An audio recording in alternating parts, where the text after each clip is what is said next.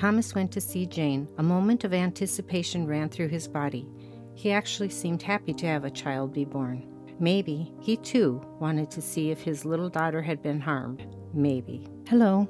Welcome to In My Words. The book I am reading from is titled The Monster We Call Dad by D.A. Riles. This book is not intended for young readers.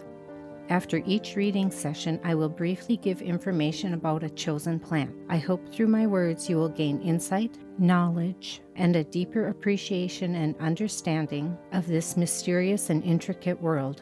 Though the road may be long and hard, compassion and beauty can be gained through the enjoyment of nature and experiencing its wondrous gifts. Thank you for joining me.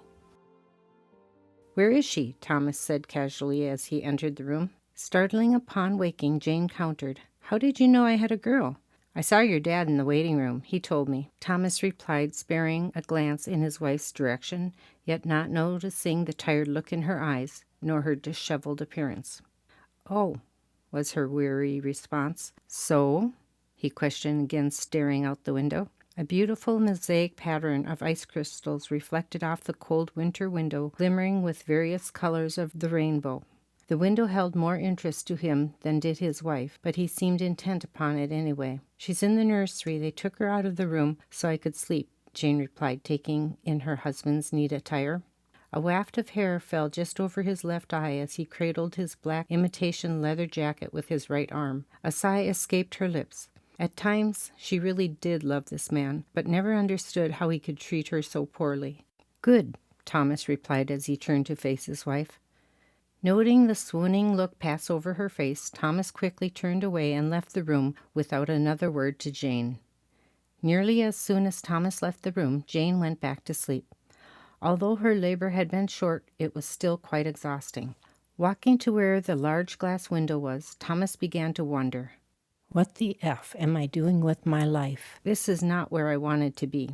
He could feel his body begin to tense as his hands began to ball into fists. He wouldn't allow his emotions to take over, not now. Steadying himself, the handsome man walked up methodically to the large window to find his daughter. Seeing many babies in their bassinets, he looked for the one which held his daughter. Each small confine held an infant bundled in either a blue or pink wrapped blanket. They all looked so much alike, with one exception. Seeing a pink blanket and reading the pink card that was placed inside its holder, Thomas read, Girl Schultz. Briefly, a feeling of love came over the proud father. He wasn't certain why, but it happened nonetheless.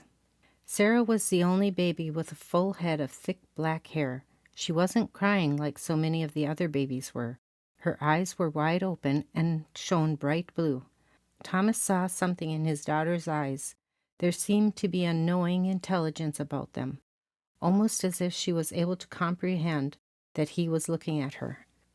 A nurse was in the room looking after the babies. She saw the patient father standing on the other side of the glass wall and walked over to the little girl in front of the nursery. Pointing to Sarah, Thomas nodded, and then the nurse lifted the small child out of the bassinet to show the new father his child. Not realizing he was smiling, the nurse smiled back.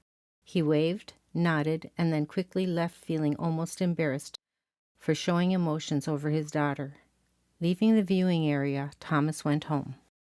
Chapter 6. Mom and Baby Come Home. 3 days later, Jane called Thomas. Hello, Thomas said.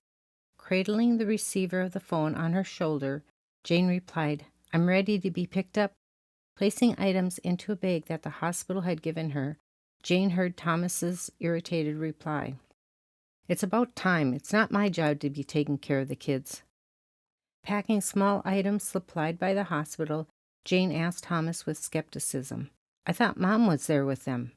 Yep, he replied curtly. A moment of silence passed over the phone as Jane figured out why Thomas was being so childish. It's not like he has to take care of the kids, she thought. It's that he can't stand how Mom is able to boss him around. Smiling lightly to herself, she thought of Thomas and her mom together in the house. Oh, how tense it must be. I bet Thomas is walking on eggshells.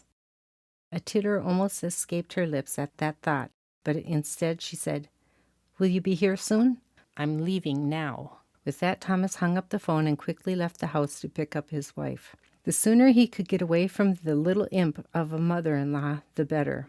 Arriving at the hospital, Thomas looked through the glass-paned doors and saw Jane sitting in a wheelchair holding Sarah. A nurse was standing at attendance in the lobby with Jane and the baby, which was required by the hospital. Thomas came in from the icy cold outside, stomping his feet on the thick rug by the door. Traces of snow fell from his shoes. Although the day was chilly, the sun was shining as the nurse pushed Jane and Sarah in the wheelchair over to the station wagon. After the two were seated in the vehicle, the nurse quickly wished them well and went back into the warmth of the hospital, taking the wheelchair with her. Arriving home, Jane was greeted by her mom. Lena smiled at the new addition as she helped Jane to the couch. Lena wanted to help her daughter with the 3 older children and the new baby, for she knew it could become overwhelming without it. So for the next couple of weeks, she continued to stay with the Schultz family. Lena was a very warm and giving woman. She was shorter in stature than her daughter Jane. Lena was a mere 4 feet 10 inches, yet her presence was undeniable. She was a very feisty woman who knew what she wanted in life. She also knew how she wanted people to treat her, for she treated people with respect and care, and expected the same from them.